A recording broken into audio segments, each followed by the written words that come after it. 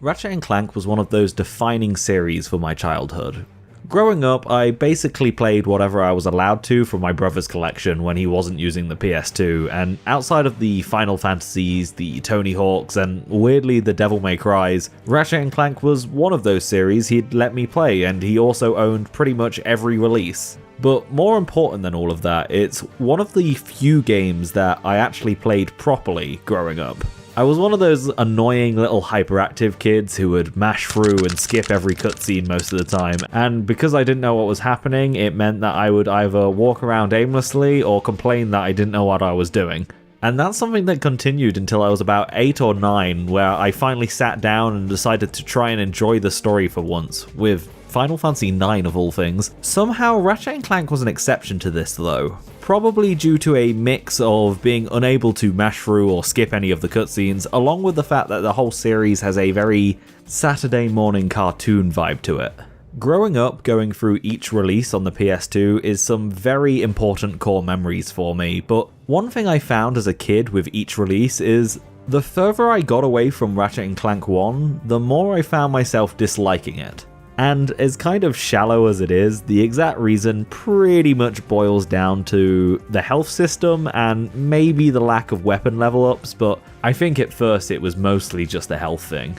As a dumb, stupid kid who would just try and Leroy Jenkins his way through every single game he played, having only 4 pips of health for most of the game would be brutal for me, and the idea of having something that resembled a health bar from 2 onwards was a lot more attractive. Solely for the pure fact that I could just bash my head up against a wall a lot more before it would actually kill me.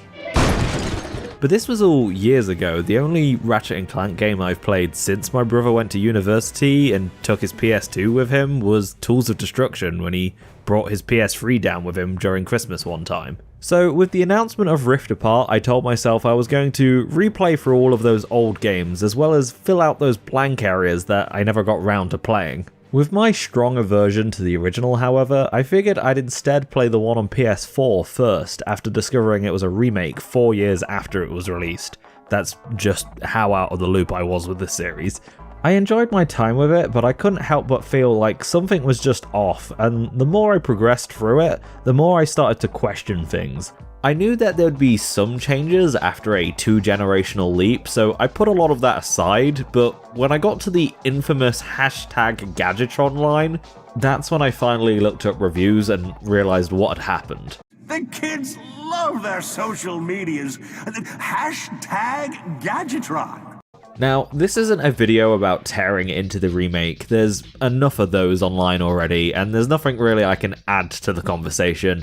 And besides, one of the 3 main sins of the remake is fixed on PS5, but it did make me want to go back and play the original and see what I missed out on with the remake, especially after I realized that I'm probably a lot better than that dumb kid I used to be back in the day, so I probably wouldn't struggle as much with it. And now that my little retrek through the series has finally brought me to Crack in Time, I've actually come to realize that RNC1 might be up there as one of my favourites in the series, with some of the reasons as to why being completely accidental. Now, while Ratchet & Clank is considered one of the holy trinity of the 3D PS2 platformers, I think looking back at the series as a whole, the 3D platforming gameplay is actually playing second fiddle to the running and gunning the majority of the time.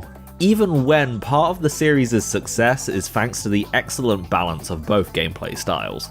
And when you look at 2 different games in the series side by side, despite everything that's changed, they're all undoubtedly Ratchet & Clank. A series of sandbox third-person shooters in which you blast away with a colourful collection of customizable cannons, bombs, and more. Doom Eternal for kids is one analogy I heard for Rift Apart, and honestly, I think it's the perfect way of summing it up. The first Ratchet & Clank game, however, doesn't quite fit that mold, and I'd say that something like Up Your Arsenal or Gladiator has more in common with Rift Apart, a game that came out 3 console generations later, than Ratchet & Clank 1 has with its direct sequel, Going Commando. I was taken back at how, in this first entry, so many individual aspects that I had assumed had always been there were absent. The ability to aim is practically non-existent, or rather, the ability to strafe is gone, and the only way to aim is to bolt yourself to the ground and go into a first-person mode. This game is no longer a third-person run-and-gun shooter that the rest of the series is. If anything, it's a game where you have to constantly be picking between running and gunning and a first-person shooting range in a system that honestly feels kinda jank. Going back to this game after growing accustomed to all of the modern titles had this very severe feeling of whiplash on me. But remember, I did say this has become one of my favourites in the series, and it isn't despite these differences, it's actually because of them. For starters, my old childhood memories of this game having a punishing health system and the lack of any weapon level ups is partially incorrect. And I was very surprised to see that health can go all the way up to 8 pips, which is significantly more welcoming. And I don't ever recall seeing the gold weapon shop back in the day that basically fills in as a proto version of the weapon level up system that would go on to become a staple of the series. It's definitely not as elegant of a solution, as it doesn't encourage you to experiment with different weapons while playing, and only gives you some gold variants of the weapons, but I do appreciate how it gives the player much more real incentive to hunt down the gold bolt other than just skins that the later games give you. While these are definitely some early growing pains of a series' development, it's not like Insomniac don't know what they're doing. They were an incredibly talented studio back then, just as they are today, and while the game doesn't sport the franchise's signature brand of shooting, it's still very well balanced around the system it does have, and that domino effect actually creates a very different game flow. Instead of being this wacky sandbox with a ton of over-the-top weapons, your arsenal consists of some very clear-cut archetypes, and while player expression of dealing with each fight in their own way is somewhat lost, it does mean that instead you have a game where each weapon has a unique purpose and place it should be used. Need to take out a small cluster of enemies? Go with the bomb glove. Need to take out a larger group of enemies from afar? Equip the blaster and let the auto tracking do its work as you focus on dodging. Find yourself butting heads with a big tough foe that has a ton of health? The Devastator will make short work of them. Or if you're really struggling, then just sit somewhere safe and pull out the Visibomb. Pretty much every single weapon you get will shine in some specific situation, or at least really help you out depending on your playstyle. Like, if you're saving up for one of the game's paywalls or for a stronger weapon, then while the Morpho Ray and Suck Cannon have some very obvious drawbacks, their lack of ammo means they're a resource that you can just forget about. Even something like the Walloper, a weapon I never really found much use for, is actually incredibly useful for taking out the bombs on Gaspar, which was an obstacle that I definitely struggled with not using it. In fact, the Walloper first becomes available to buy once Gaspar has been unlocked, almost like they knew that you'd want to use it here. And this is something that's pretty much done throughout the entire game. For example, you can get the Suck Cannon just before you explore the space station in Nebula G34, a weapon that comes in very handy for instantly dealing with the Alien Queen's ads, while also instantly turning them against her. Or the extremely high damage per shot Devastator rocket launcher, which becomes available after landing on Battalia, being super useful for that level's large tanks which you'll want to avoid being in the range of for more than a few seconds while you take them out. And the reason why this lack of a proper strafe and aim system is so important is because if the game had it, weapons would be significantly more versatile, which would completely change the game's flow and very deliberate design. Take the Pyrocita for instance. This weapon is a great example since it's one of the few weapons from the original that actually made it in instead of being replaced with a different but similar weapon. But even with that said, when you compare the two, it's plain to see that changes have been made. In the original, the Pyrocita is about what you'd expect from a flamethrower. It's fairly short range, but does pretty decent damage up close, and has a nice wide area of effect that lingers for a bit, making it an excellent tool for keeping weaker close range enemies at bay while you make a wall of fire in front of you. You can also spin around in a circle and create a makeshift shield for yourself in case you're being swarmed by the little ankle biters on Poketaru. If you take a look at the remake version though, you can see it's very different. It's more like a hit scan weapon now, with no lingering hitbox, and it simply does damage as long as you hold down the trigger. It's more like a long and wide lightsaber now, one that Ratchet just holds in front of him and lets melt anything close enough. This is much better suited for being able to strafe around, because you can always keep the enemy at a reasonable distance and back up away from them as they approach, and keep them just out of reach as you drain away their HP. The reason for this change is because if the Pyrocitor behaved how it used to, you'd probably feel significantly more sluggish using it, as the delayed time it takes for the flames to travel would not be able to keep up with your constant readjustments to your aiming. This means that this change was a necessary one for the new game, even if it doesn't quite feel right and true to the original. Insomniac did make a few slightly unique tweaks to the remake version compared to the other weapons in the game to make it feel a tad more authentic to the original though. Most guns, even when not in the aim mode, will still fire towards the center of the screen in a sort of blind fire kind of way. The Pyrocitor, if you hold it down however, will instead fire straight in front of wherever Ratchet is moving, meaning that spinning and taking out everything surrounding you is still a possible option like the original. The only problem is that with the new hit scan style of how the flames come out, it means that it can feel kinda stiff looking as well, and is much less effective as it used to be. And even if it wasn't, using the strafe mechanic to keep just out of reach would still be the much more viable solution to most situations, meaning that while the Pyrocitor is one of those weapons that hasn't been replaced with a similar weapon with the same function, it is instead a weapon that's remained with the function itself that got swapped out. And it's realizing stuff like this which is part of the reason why I've softened up a bit on the remake since originally playing it. The remake had its fair share of problems like the 30 FPS, the awful writing, and the new levels being fairly uninspired level design wise to be sure. But at the end of the day, even if it was a more faithful remake, it wasn't going to be able to capture what made the original what it was. Just like how the Resident Evil remake and Zero remasters feel not only considerably less scary when you replace the tank controls, but also completely change how you play the game, as you can now bob and weave past enemies which were much more difficult or even impossible to avoid before. It's one of these things where these controls are objectively worse since you literally have less control over your character with them, and it's definitely why the game has aged as much as it has, especially within the context of its future titles.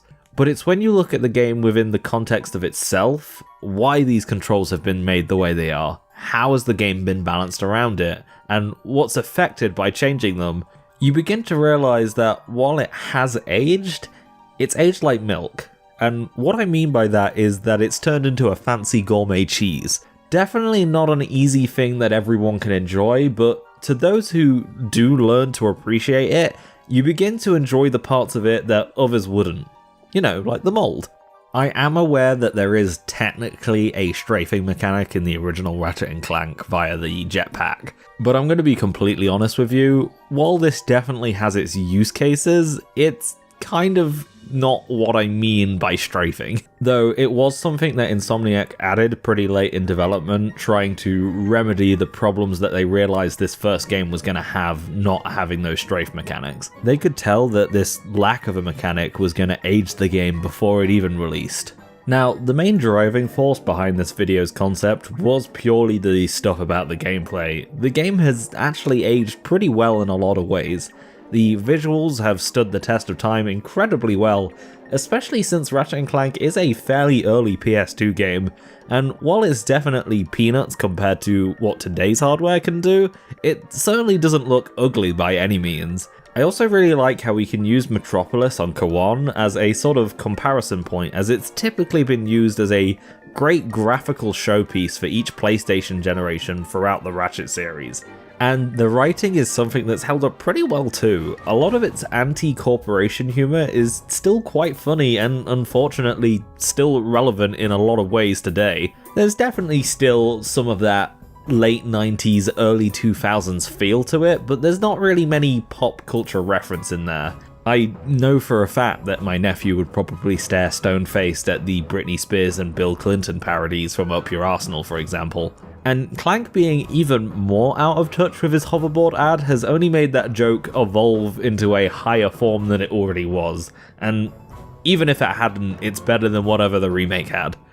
Anything is better than whatever the remake was doing on that front. Hashtag Gadgetron. There is one thing I'd like to mention about the game's character writing though, and that is to say, like the gameplay, it's also aged like milk. Or rather, specifically, the writing of Ratchet's character has. The inconsistencies throughout the story of how he acts isn't particularly great, they're not the worst thing in the world, and it's understandable with the game's open-ended nature, but there's not really an awful lot I can say to defend it. Ratchet will go from being pissed at Clank to suddenly being friendly again to being pissed at him again, seemingly at random, and yeah, it's not perfect.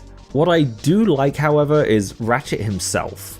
I'm aware that there's a bit of a split with people on this topic, as some people prefer the quote-unquote classic Ratchet that we only got for one game, and claim he's the real version of the character, whilst others prefer the usual representation of him, who's had that slight bit of edge sanded out of him a little bit. But personally, I don't see why these two versions of Ratchet can't coexist as the same character. The more traditional Ratchet, I will admit, is a more likable character, but I think having his original depiction become that is much more interesting than simply having him exist in that state from the start. I've seen the complaint that the main problem with this change in Ratchet is the character growth is not something we see and is something that happens off screen, but realistically, it is this point in the story where Ratchet would learn to chill out a little bit, and the ending with Clank's broken arm is meant to be the beginning of this arc, which you're meant to be able to just intuit where Ratchet's character arc is going beyond this. The problem is, this isn't really conveyed particularly well. In the final scene where Clank remarks on his broken arm, Ratchet simply brushes it off and walks away before coming back and saying, "How about we get that arm fixed up, Tin Can?" It's supposed to be Ratchet feeling bad about what he said and coming back. The problem is it comes off needlessly mean and also seems a little strange, as Ratchet already had his big turning moment in his character after finally defeating Quark and seeing how bad Drek really is when he's not blinded by revenge, so it ends up feeling like he still hasn't changed all that much when you have this final scene in the game. There's one minor tweak I'd make to this scene, and I think it would make it much better at trying to convey what it actually wants to say. For the most part, everything would play out the same. Clank mentions his arm, Ratchet brushes it off and tells him he'll be alright and walks away, and Clank looks sad about it as he's about to leave. But instead, Ratchet's next line would be something like, "Where you going, Buckethead? My garage and tools are this way." As if to say, yeah, you'll be alright, cause I'm gonna fix you. With just that minor line change, it changes the scene from Ratchet still being the way he always was, but kind of feeling bad about it, and is instead Clank misinterpreting what Ratchet said and not realizing that he's changed quite as much as he has. Since while he has grown out of that edgy punk mentality, stuff like his general demeanor and the way of speaking is something that would change over time. On a personal level, I'm actually really glad that the remake on PS4 ended up turning out the way it did, since had it not, I probably would have never gone back to the original to give it a proper try, and I probably wouldn't have realised just how much I appreciate all of its weird quirks. Not to mention stuff that I genuinely think it does better compared to other games in the series, like the gold bulb placements being actual hidden collectibles that to find, you really need to lean on the game's platformer elements, opposed to just being rewards for certain stuff like arena challenges or space battles, or sometimes just in an empty room behind a locked door that many of the later games resort to. I think looking back at old games and appreciating what they were at the time is important, but I also think it's very important to look at them as how they are now, whilst also removing the context of everything around them.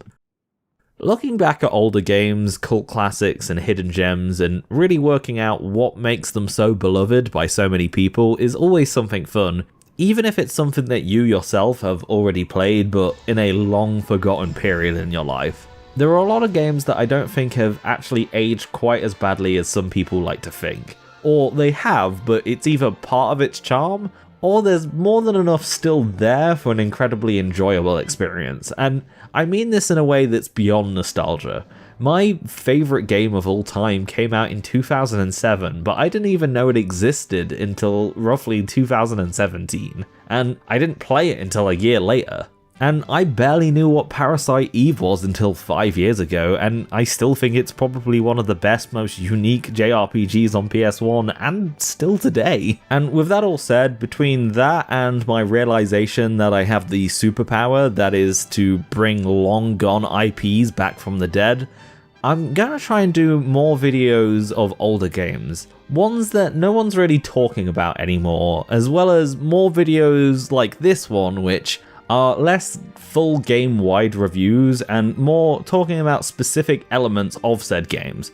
Full reviews aren't going to be gone from the channel, but I think it's better to focus on a specific thing than, I don't know, force myself to talk about music when it's not really relevant to my opinion of something. So on that note, I'm going to wrap things up, but I want to know, is there any games that you think have held up in a really weird way despite aging badly, or are there any games that you'd like me to cover so I can resurrect from the dead? Not that I'm struggling for video ideas, I've got more than enough planned and not enough time to do them all in, but I do like hearing about people's more niche interests or hyperfixations of stuff that they love but they don't feel like anybody else talks about.